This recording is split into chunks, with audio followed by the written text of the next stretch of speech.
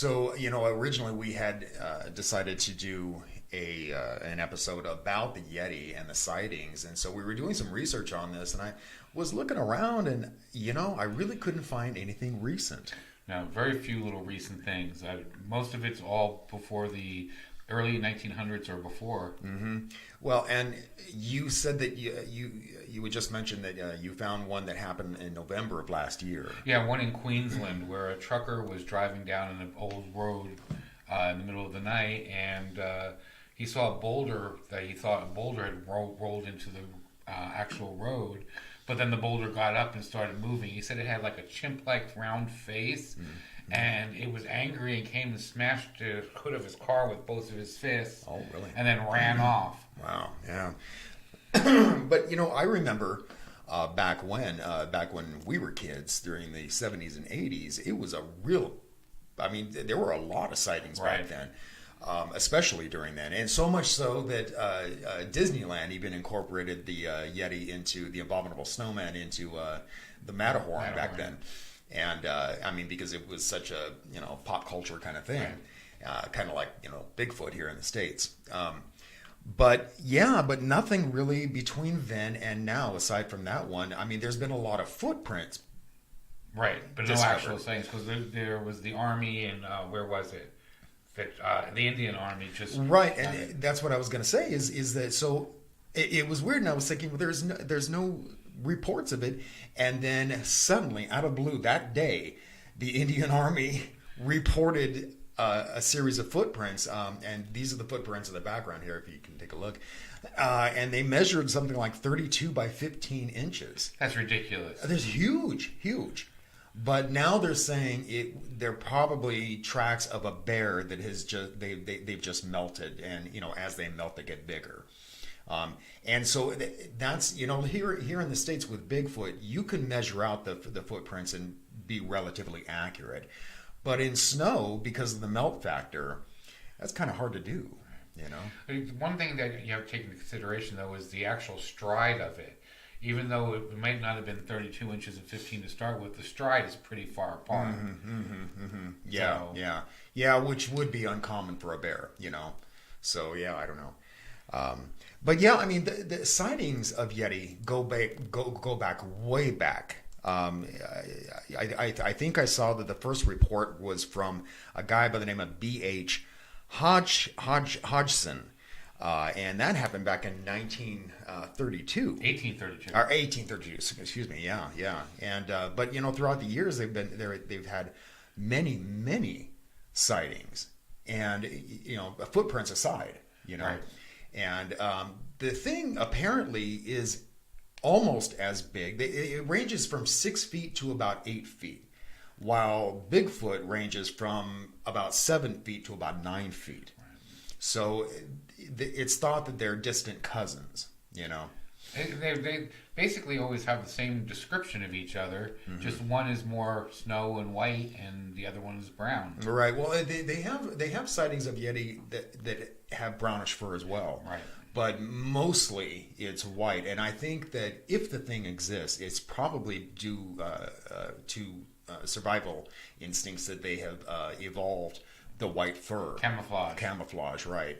Because you think about it, in the Himalayas, it's not densely forested like here in the northern United States and in Canada, and so you have to camouflage yourself somehow, but yeah, I was mentioning to Ralph a little while ago, I think it's interesting that while the Yeti sightings are so low, the Bigfoot sightings are on the rise, and they have been for the past year or so. Yeah, we just did a show not too long ago on Bigfoot, and I'm amazed at how many sightings there still are. Yeah. But I think the reason being is because of the fact that there is so much unexplored, densely forested areas here in the United States and in Canada where they could easily hide out there. Well, there was a video of two kids, I think you saw the same video that I'm talking about, where two kids were sledding, and they have a camera with them, and they actually captured, I think it was 2004, they actually capture a big mountainous looking thing getting up and running off in the woods. But to me, it almost looks like somebody wearing a giant coat. Yeah, yeah, yeah. So I don't know. I think the kids were using their imagination a little bit. Could be scared. Yeah. But yeah, I mean, I really think, I mean, animals go extinct. It's just something that happens, and not always just because of, hunting purpose. People are there hunting them to extinction.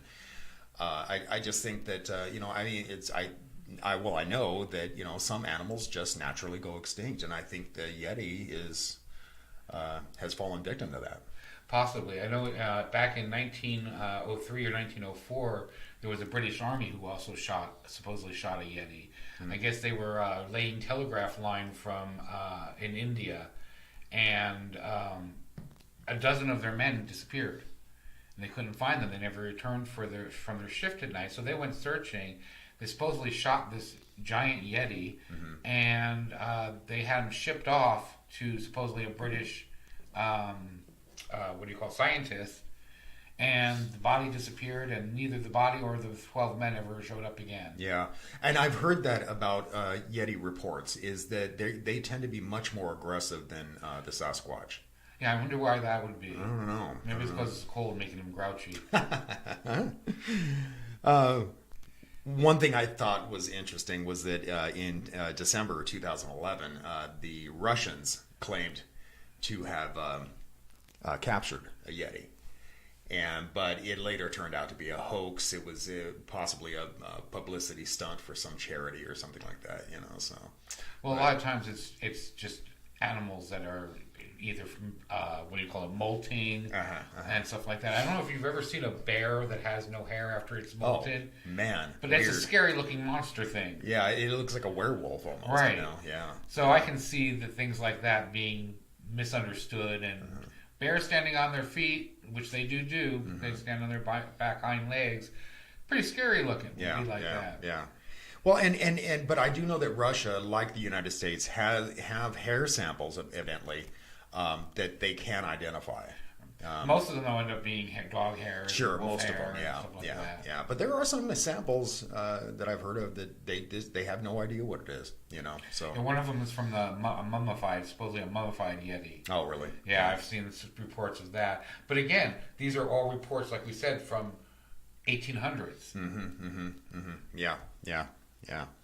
And so, the only explanation I have that the sightings are so low now is because I think they've died off.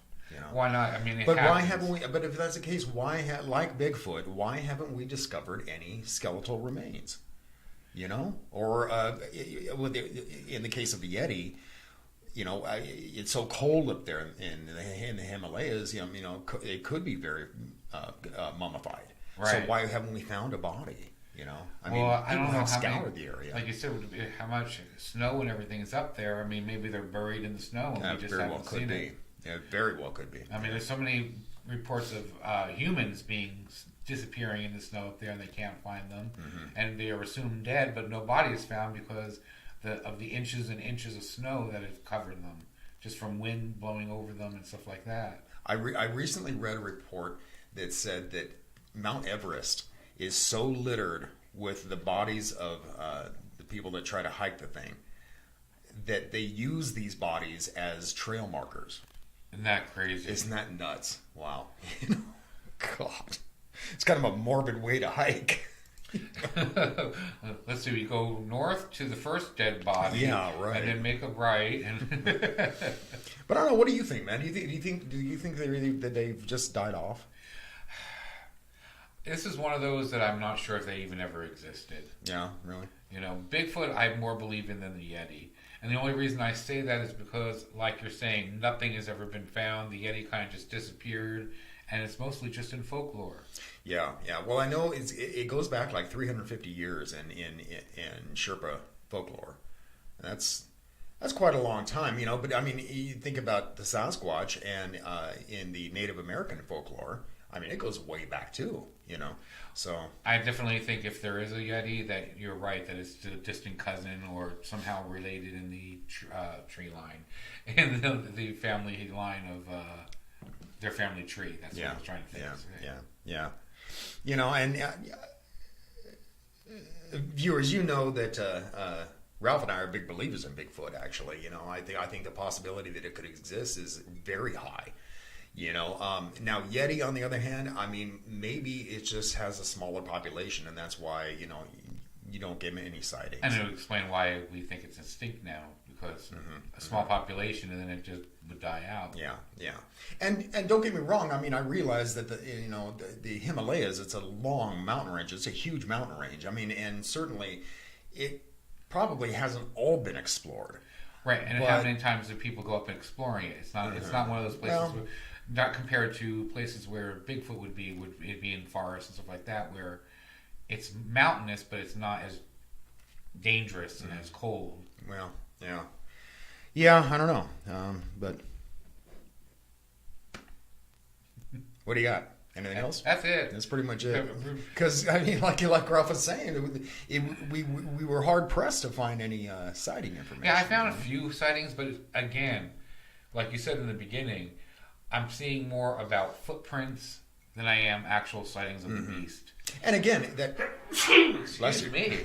but again, it's that melt factor is what gets me about the Yeti footprints. You know, I mean, footprints from the Sasquatch, they're pretty well defined. You know, and they're not going to get larger through the mud. Right. You know, I mean, but certainly with the melt factor in the snow, they would.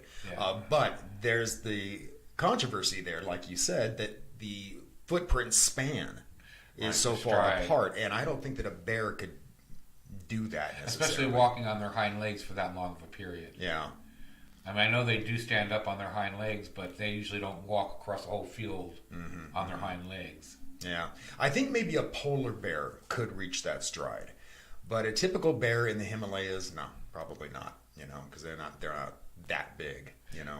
What do you guys think? Do you think there's Yetis out there still, or do you think it's become extinct, or is it just a myth? Yeah.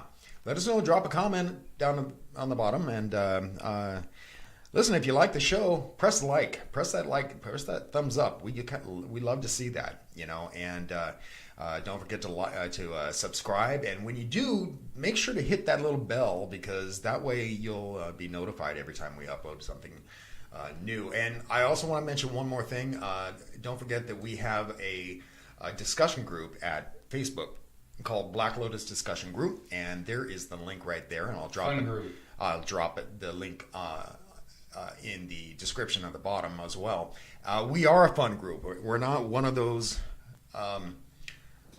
typical groups at Facebook where you have a bunch of trolls and all that. I mean, we have some people that are seriously interested in talking about this nice stuff. discussions. Yeah. Very interesting. A lot of great comments, and you know, I mean, everybody interacts really well. You know, I mean, you know, I just want to mention something about that because it's kind of a short show today, but I just kind of want to mention something about that. You know, Ralph and I belong to several paranormal groups, UFO groups, and that kind of thing, and there are always trolls there. Right. You know, I mean, people who, I mean, if somebody has a legitimate question about a UFO, you know, you've got these people that are like, well, UFOs don't exist and blah, blah, blah. And it's like, you know, why are you even a member of the group if you're going to troll like this? You know, you're just being a jerk. And it's a place where you can really feel comfortable about talking about your experiences without worrying about people trolling you.